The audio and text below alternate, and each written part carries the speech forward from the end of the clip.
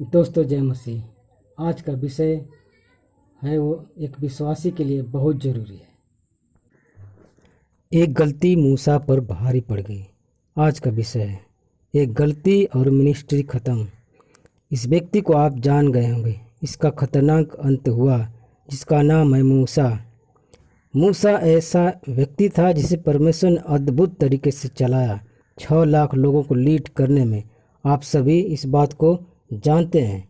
ये वो व्यक्ति था जो मिस्र से फिरौन के राजा के हाथ से 430 साल की गुलामी से परमेश्वर ने अद्भुत तरीके से इस व्यक्ति के द्वारा लोगों को वहाँ से छुड़ाया।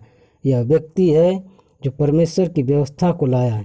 यह वो व्यक्ति है जिसे मंदिर को लाया। यह वो व्यक्ति है जो व्यवस्था क्या है बताया। यह वो व्यक्ति है जिसके चलते कम से कम 4000 साल के आसपास व्यवस्था इजरायली नेशन और यहूदी नेशन चला। इस व्यक्ति ने उस व्यवस्था के तरीकों को चलते परमेश्वर ने इसका खूब इस्तेमाल किया, लेकिन एक गलती इसके ऊपर भारी पड़ गई।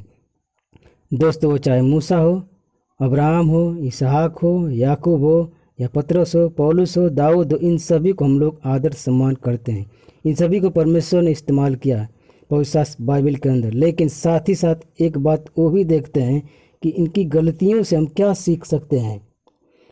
पहला कुरिन्थियों 10 का 3 और 4 से आगे लिखा है, इसलिए लिखी गई ताकि इसमें से हम कुछ सीख सकें। अगर कोई सेवक या विश्वासी इस वीडियो को देख रहा है तो इससे यह सीखना जरूरी है कि इसके साथ में ऐसी गलती क्या हो गई, और साथ ही साथ सभी विश्वासी आप इस बात को सीखे और समझे कि जाने वो खतरनाक अंत क्या है। उसको मैं बीच में रखने जा रहा हूँ।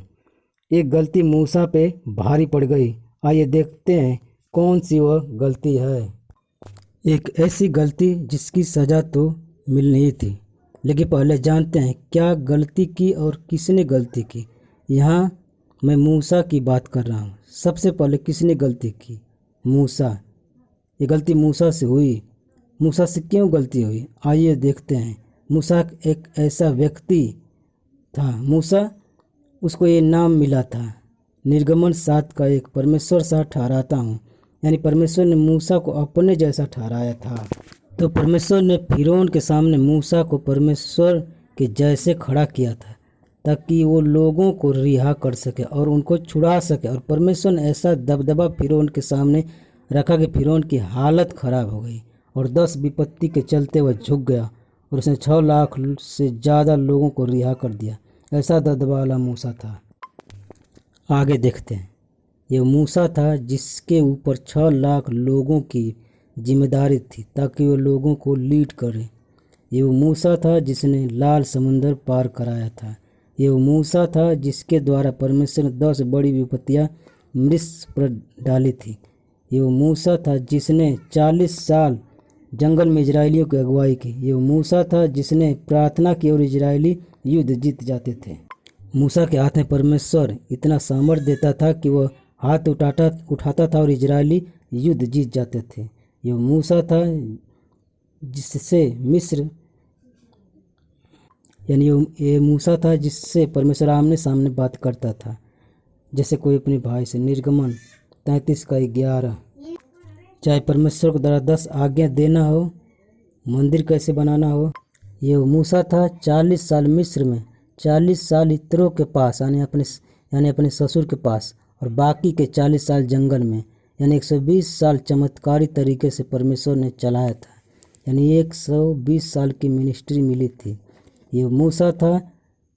जब वो मरा तो देखो क्या लिखा है। मूसा अपनी मृत्यु के समय 120 वर्ष का था, परंतु न तो उसकी आंखें धुंधली हुई और न उसका पौलुस घटा था। व्यवस्था विवरण 34 का 7 में पढ़ लीजिए आप लोग।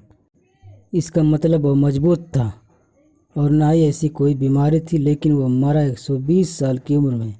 इसको क्यों मारा परमेश्वर ने? इसकी डेड बॉडी और इसकी कब्र को अभी तक किसी को पता नहीं। लूसीफर तक को नहीं पता अब तक।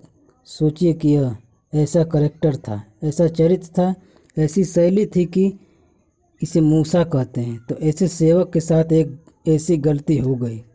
तो ऐसे सेवक ने क्या गलती की थी? गिनती 20 का 8। जब पानी नहीं था तो पहली बार लाठी मारा तो पानी निकला, यह स्वाभाविक था। जब दूसरी बार पानी की ज़रूरत थी तो लकड़ी नहीं मारना था। तो ये था सिस्टम। उस लाठी को ले और तू अपने भाई हारून समेत मंडली को इकट्ठा करके उनके देखते उस चट्टान से बातें कर, तब वो अपना जल देगी। इस प्रकार से तू चट्टान में से उनके लिए जल निकाल कर मंडली के लोगों और उनके पशुओं को पिला। परमेश्वर ने कहा ये सब करना है, परंतु मूसा ने इसके विपरीत किया। उसने क्या किया? यहाँ मूसा से एक गलती हो गई थी। गिनती 20 का 11-12।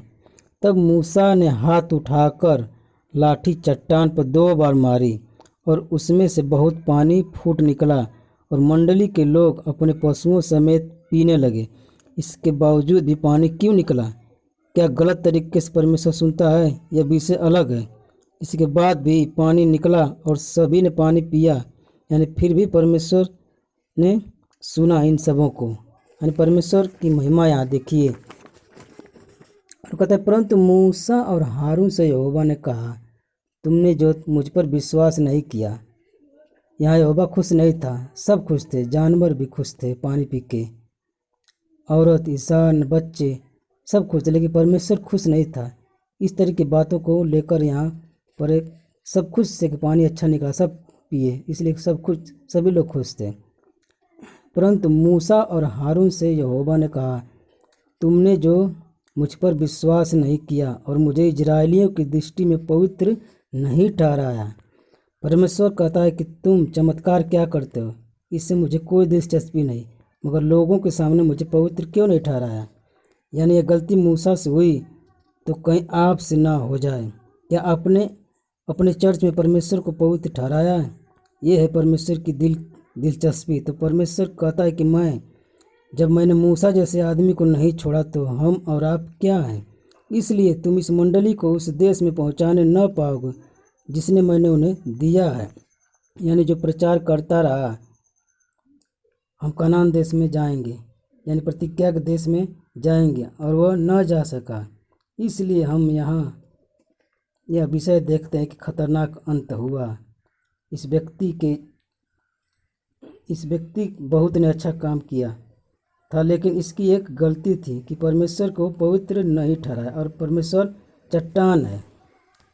तो वह चट्टान कौन है? 1 कुरिन्थियों 10:4। और सबने एक ही आत्मिक जल पिया, क्योंकि वे उस आत्मिक चट्टान से पीते थे जो उसके साथ साथ चलती थी, और वह चट्टान मसीह था। इसका मतलब जिस पर वह लकड़ी मारी वह कोई और नहीं था, वह प्रभु यीशु था। उस चट्टान पर लाठी मारने से पहले बात करनी थी। अगर यह चट्टान यीशु है तो आप दोबारा इसको क्रूस पर नहीं चढ़ा सकते।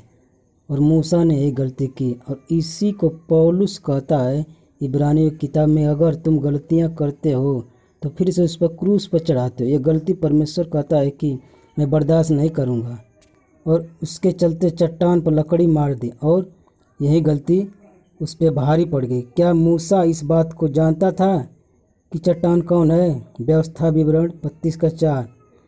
वह चट्टान है, उसका काम खरा है और उसकी सारी गति न्याय की है। वह सच्चा ईश्वर है, उसमें कुटिलता नहीं। वह धर्मी और सीधा था, वह जानता था, वह खुद प्रार्थना कर रहा था। इसका मतलब मूसा जानता था, तब गलती क्यों की? तो आप क्यों गलती करते हो? इस घटना से हम क्या सीख सकते हैं? कि परमेश्वर को कभी भी हल्के में नहीं लेना। और मूसा ने यही गलती की। आप भी सेवा करते करते ऊब जाते हैं, और अच्छे से परमेश्वर के संबंध बनाए रखें। उबने का काम न करें, अच्छे संबंध बनाएं हमेशा के लिए। सबकी जय मसीह।